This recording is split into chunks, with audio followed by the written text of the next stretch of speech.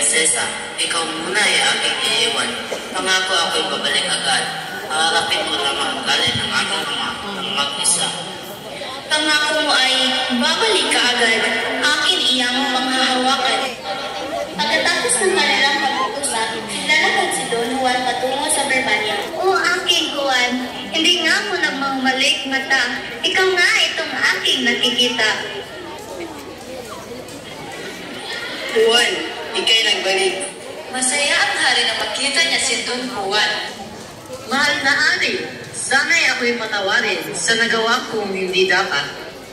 Kamahalan, digin mo ang aking sasabihin. Hinihingi ko po sa inyo ang 7 taong pagbabanal upang maiwasang ikasal kay Don Pedong Taksil. Ang totoong nagligtas sa akin ay si Don Juan. Siya lamang ay pinagtaksila ng 2 nitong kapatid upang kami maisama sa Verbania bilang kanilang magpapangasawa. Leonora, sino man kina Don Pedro at Don Juan, ikaw na ang bahala kung kanino ka magpapakasal. At ang pag-iisang dibdib nyo ay gagawin sa ligong ito. Ngayon, naghihintay na ang parusa para sa inyong dalawa. Ngunit ama, tunay nga sinabi ni Leonora, pero sana ang parusa ay ipataw na lamang pagkatapos ng kasal. Tama nga naman ang iyong mungkahi. Pagsapit ng linggo.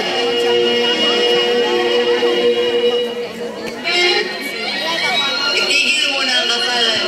May dumarating na imperatrice.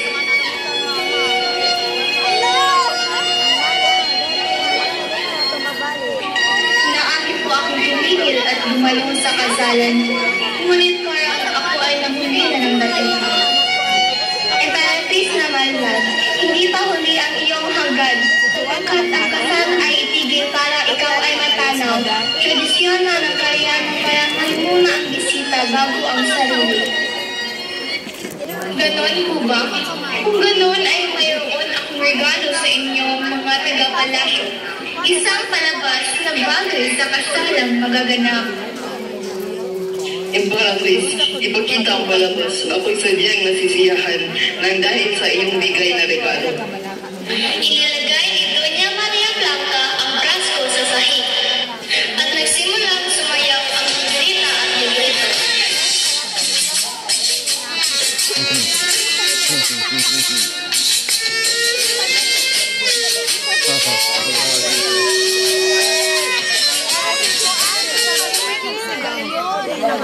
Hindi mo ba talaga matandaan ang iyong tunay na minamahal, Don Juan? Kung gayon, ay mas mabuti na lamang na mamatay tayong lahat dito. Ang praskong ito ay naglalaman ng nalalabikong kapangyarihan na siyang gugunaw sa buong Verbania. Babasagin na ang prasko nang bigla siyang niyakap ni Juan. Maria! Ikaw nga ang prinsesang aking hirang na naiwan sa nayon. Ikaw nga at hindi ba ang aking sinisinta? Kasalanan ko ang lahat. Ang iyong lungkot at karumbayan ay aking kasalanan. Hindi ko naiwasan ang sumpa ng iyong ama. Ako ang tunay na may sala.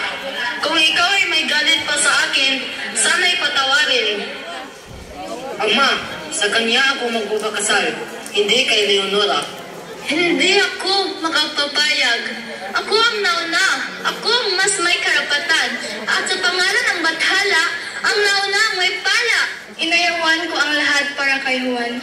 Naging taksil ako ng aming kaharian at sa ama ay naging suwail para lamang sa pagmamahal ko kay Juan. Isinakripisyo ko ang lahat para sa kanya dahil totoo kaming nagmamahalan.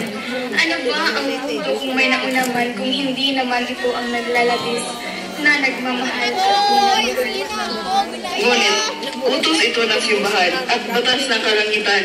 Ang una ay may karapatan sa pag-ibig ni Don Juan. Ganito ba talaga ang batas ng mga tao? Sa mali ay ano amo, sa tumpak ay lumalayo. O Diyos sa kalangitan, kami inyong liwanagan. Sa puri kaya ng taong, ano kaya ang katimbang nito?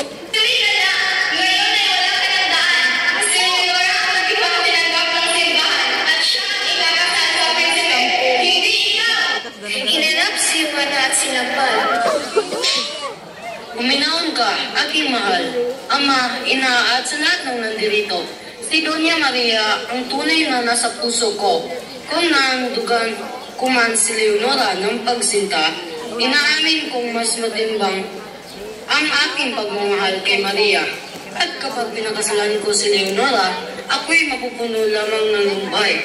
Hindi lang dahil sa nawala ko sa akin ang totoo kong minamahal, ngunit dahil din sa magkakalayo kami ng loob ni Don Pedro. Siya ang tunay na nagmamahal kay Leonora at hindi ako. Ngunit Juan, Hindi mo lang nakikita ngayon ang pag-ibig na ibinibigay ng aking kapatid sapagkat hindi mo ba binubuksan ang iyong puso at isipan sa iba. Mayroong mas may karapat-dapat sa iyo, Leonora, at hindi ako iyon. Lubhang maiinggit man si Pedro, pero pagdating sa babae kanyang minamahal, siya'y naiiba. Kaya Ama, sana iyong maintindihan ng aking pasya. Sana'y basbasan mo kami ni Maria na may kasal na. Naiintindihan ko ang nais mo iparating, aking anak. Hindi nga lahat ng nauna sa pag-ibig ay ang ating tunay na iniibig. Kaya ibinibigay ko ang basbas ko sa inyo ni Maria. Ngunit sino ang magmamana ng aking tron? Sino pa ba, Ama, kundi ang iyong panganay na anak na si Don Pedro? Huwag po kayong mag-alala. Mayroon pong naghihintay na kaharian kay Don Juan at iyon ang Reino de los Cristales. Kahit man nagkasala ang aking panganay, siya pa rin ang may karapatan at karapat-dapat sa trono. Kaya ngayon, aking tagapagmana ay iparangalang si Don Pedro. O hala, sige, ipagpatuloy ang pista.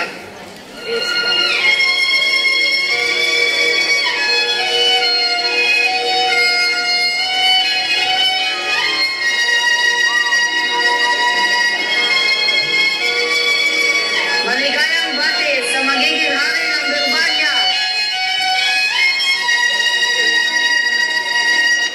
maligayang bati sa bagong hari.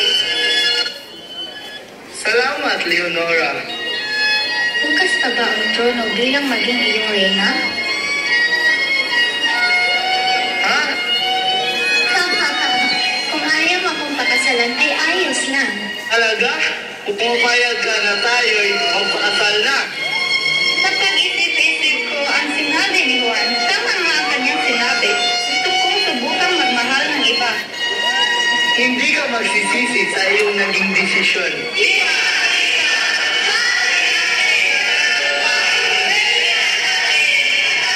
Coronation of Don Juan at Doña Maria.